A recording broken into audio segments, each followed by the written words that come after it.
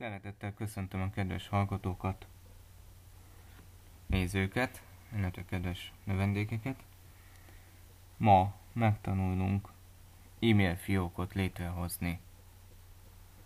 Első lépésként ugye bekapcsoltuk a számítógépet, ott van előttünk a képernyő, monitoron, látjuk a hátteret. És első lépésként mindjárt rögtön azt csináljuk, hogy hát mit is találunk vagy ezen az asztalon, illetve a háttér részen mit találunk. Különböző ikonokat.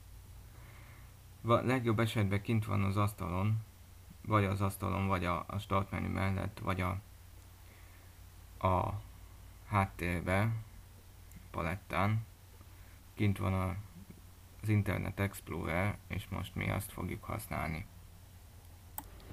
Amennyiben nincsen az asztalon az Internet Explorer nevű programocska, akkor nyissuk meg a Start menüt a Windows jelű gombbal, ami bal oldalt a Control gomb mellett található legjobb esetben. Majd kattintsunk a minden programok vagy összes programokra, és ott keressük meg az Internet Explorer feliratú kis menüpontot, és kattintsunk rá szimplán. Majd miután megnyitottuk az Internet Explorer-t, fölül a címsorban, ahol az van írva, hogy http://, de a kép mutatja is, oda írjuk be azt, hogy www.freemail.hu. Ezt a szolgáltatót fogjuk most választani. Majd megjelenik a Freemail kezdő oldala, és itt jobb oldalt lesz egy olyan, hogy új fiók regisztrációja, vagy regisztráció menüpont, amire kell majd kattintanunk.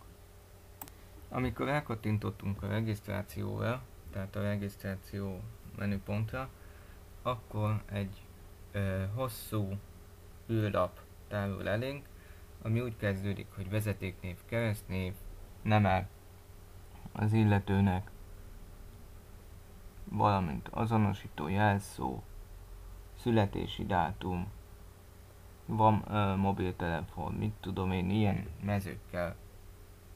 Ezt értelemszerűen töltsük is ki, ahogy majd a következő képen is látjuk.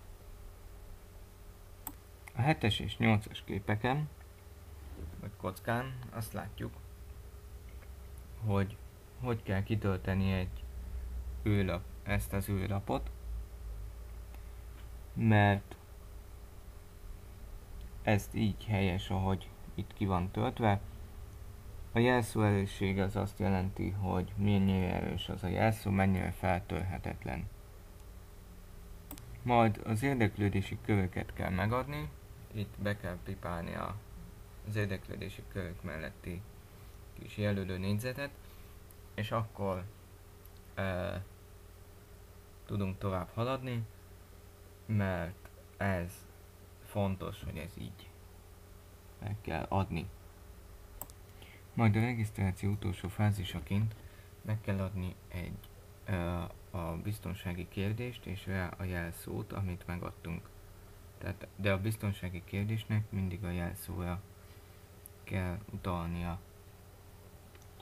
És alól pedig látható egy biztonsági kód, amit szintén szoktak kérni, azért, hogy biztos, hogy egy ilyen megerősítő kód, ez gyakorlatilag, ami sajnos képfájl eredetű, és épp ezért nem mindenki számára előnyös. Amikor sikeres volt a regisztráció, akkor visszaugrunk alapból a bejelentkező felülethez, ahol megadjuk a felhasználó nevünket, amit megadtunk a regisztrációkor, és a jelszavunkat, amit szintén akkor adtunk meg. Majd utána nyomunk egy belépés gombot. Ha sikeres volt a belépés, akkor ez a felület tárul elénk, ahol egy üdvözlő levél fogad bennünket, ahol leírják, hogy szeretettel üdvözölnek bennünket a freemail.hu felhasználói között, és leírják azt is, hogy mit hogyan lehet csinálni. Hát ezek közül a levélírást fogom majd bemutatni nektek a következő kockában, és ezzel zárom az oktatást. A levélíráshoz kattintsunk a levélírás feliratú menüpontra, ez fehéren ki is van most emelve itt a dián, és akkor majd mutatom, hogy még melyik kocka, amit a 13-as kockán fogunk látni, az az űrlap tároló elénk. Az előbb említettem, hogy a 13-as kockán ezt fogjátok látni. Ez az az űrlap, amit akkor kapunk meg, ha a levélírás menüpontra kattintunk rá. Itt az történik, hogy fölül meg van adva az e-mail címetek, hogy ki a küldő, alatta a címzettet be kell írni, valamint alatta van ilyen, hogy tárgymező, amit ki kell tölteni. Oda be lehet írni, mit tudom én, hogy próba e-mail, példa e-mail, akármi. Alatta, hogyha másolatot akartok valakinek küldeni, akkor azt beírjuk, hogy másolatot kap, kicsoda. Fájlcsatolása szintén alatta van, és alatta van egy olyan, hogy az üzenet szövege. Ide beírjuk azt a szöveget, hogy mit tudom én, szia Zsolti, szia Péter, szia akárki. Szeretettel köszöntelek, ez és ez az e-mail címem, ta. Majd utána fölül vagy alul van ilyen, hogy küldés gomb, arra rákattintunk, és akkor elmegy az e-mail a címzethez. Gyakorlatilag ennyi az e-mail küldés.